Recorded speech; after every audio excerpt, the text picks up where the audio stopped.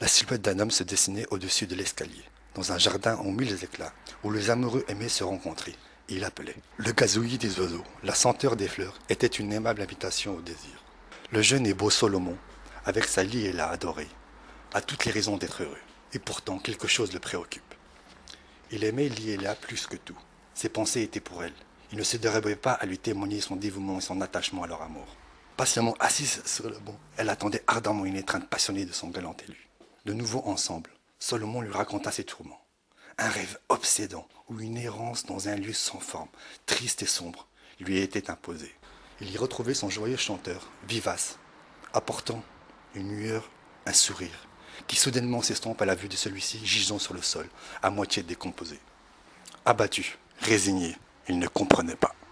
Solomon avait toujours été un garçon solitaire. Il faisait souvent des rêves étranges. Il avait fait celui-ci plus d'une fois. Déconcerté et choqué, il s'éloigna en chancelant. C'est à ce moment qu'il aperçut une personne vers laquelle il se dirigea. C'était un homme, d'un âge certain, en costume, son couvre-chef, le regard vitreux. Il lui semblait être familier. Mais qui était-il vraiment derrière ce masque de pénombre?